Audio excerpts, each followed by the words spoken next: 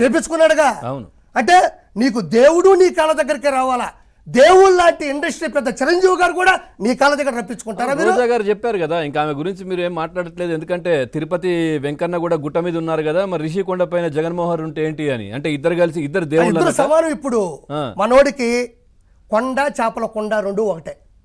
చేపల కొండని ఊరి కట్టేస్తే ఎట్ట పగల కొడతామో, రాత్రి 1,00,000 జేసీబీలు వస్తాయి, మొత్తం లేపుకొని వెళ్ళిపోతారు అంతే. దాంట్లో వన్యమృగాలు ఉన్నాయి, పక్షులు ఉన్నాయి, అవేం పట్టించుకోడు అతను. కొండలు ఈరోజు కొండలు అనేది ప్రకృతి సంపద, ప్రకృతి వనరులు. ఈరోజు కొండల ఒకప్పుడు అడ్రస్ చెప్పాలంటే కొండ చెప్పేవాళ్ళు. మొన్న ఊరికి పోతే పెళ్లికి రారన్నాడు, ఎట్లా రావాలంటే మా ఇంటి ఒక కొండ ఉంటుంది అట్లా అన్నాడు. ఉదయం పోతే అది లేదు, ఏంటంటే నీ ఏమో రాత్రికి ఎత్తేనారా ఈ కొండని, అంటే నైట్ కొండని ఎత్తేసారా. ఈ ప్రభుత్వంలో అట్లాంటి ఇదిగో ఇంతవరకు కాసు బ్రహ్మానంద రెడ్డి గారు చేశారు, జలగం వెంగళరావు గారు చేశారు, దామోదర సంజీవ్ గారు చేశారు, నీలం సంజీవ్ రెడ్డి గారు చేశారు, టంగుటూరి అంజయ్ గారు చేశారు, దాని తర్వాత నారా చంద్రబాబు గారు చేశారు, వైఎస్ రాజశేఖర రెడ్డి గారు సీఎంగా చేశారు, తర్వాత ఇంతమంది చేశారు సీఎంగా. ఎవ్వరికీ లేని ఇంత హీనమైన దుస్థితి ఒక జగన్మోహన్ రెడ్డికే ఉంది. దేవుడు లాంటి మనిషిని కాళ్ళ దగ్గర రప్పిస్తాడు. వెంకటేశ్వర స్వామిని కూడా కాళ్ళ దగ్గర రప్పించుకొని ఆయన భార్య ముందు అది తీర్థం పోసుకొని ఇట్లా వెళ్ళిపోద్ది బైపాస్లో నీళ్ళు. మళ్ళీ ఇటు పెట్టే మొహం చూసావా, ప్రసాదం ఇస్తుంటే అంటుంటాడు ఏమో ఇది ఎక్కడ నోట్లో వేసేస్తారు, అమ్మో ఇది తప్పు కదా. ఎంత పాప పని చేశాడు, ఇద్దరితో పెట్టుకున్నాడు, ఒకటి వెంకటేశ్వర స్వామితో, దేవుడు లాంటి చిరంజీవి గారితో పెట్టుకున్నాడు. నేను ఇంకో మాట మాట్లాడుతున్నా, పాయింట్లు ఎక్కువ ఉన్నాయి కాబట్టి రాసుకోవాల్సి వచ్చింది, క్షమించండి మిత్రులారా. ఫస్ట్ పాయింట్ నేను అడిగేది, ఆ రోజు చిరంజీవి గారు లాంటి వ్యక్తిని పెట్టుకొని మీ అందరికి కూడా ఒకటే చెప్పదలుచుకున్నా, విశాఖపట్నంలో మీకు స్థలాలు ఇస్తాను అంటే ముష్టి చెప్పినట్టు చెప్తున్నాడు చిరంజీవి గారు.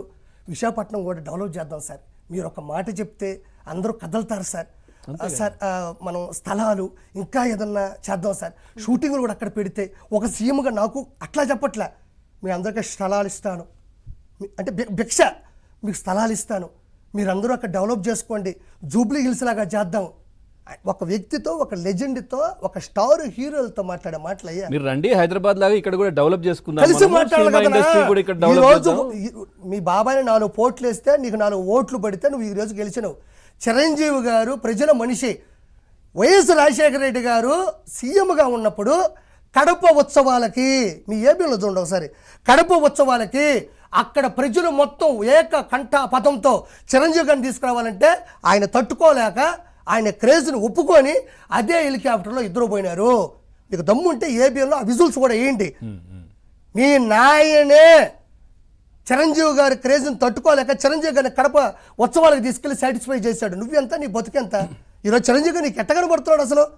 ఇంకోటి మాట్లాడుతూ ఉండా, ప్రతి స్టార్ హీరోకు ఉండేటువంటి ఫ్యాన్ ఫాలోయింగ్ని నేను ఒకటే మీతో మాట్లాడుతుండే. ఈరోజు మహేష్ బాబు గారి ఫ్యాన్స్ కావచ్చు, ప్రభాస్ గారి ఫ్యాన్స్ కావచ్చు, రాజమౌళి గారి ఫ్యాన్స్ కావచ్చు, ప్రతి స్టార్ హీరో ఉన్న ఫ్యాన్స్ కూడా ఒకటే మాట్లాడుతూ ఉన్నా, మీరు ఎంతమంది జగన్మోహన్ రెడ్డికి ఓట్లు వేసారో తెలియదు నాకు, కానీ అందరూ కూర్చో మాట్లాడట్లేదు. కానీ ఒకటి ఆలోచించండి, మీ స్టార్ హీరోల్ని గేటు దగ్గర వాళ్ళ కారు లాపి అక్కడి నుంచి నడిపించుకుంటూ అవమానపరిచి వాళ్ళ ఆత్మగౌరవాన్ని దెబ్బతీసి ఇంటి ముందు పోరంబోకు పోసాన కృష్ణమురళి, అదే పోరంబోకు పేర్ని నాని సమక్షంలో జగన్మోహన్ రెడ్డి లేడక్కడ.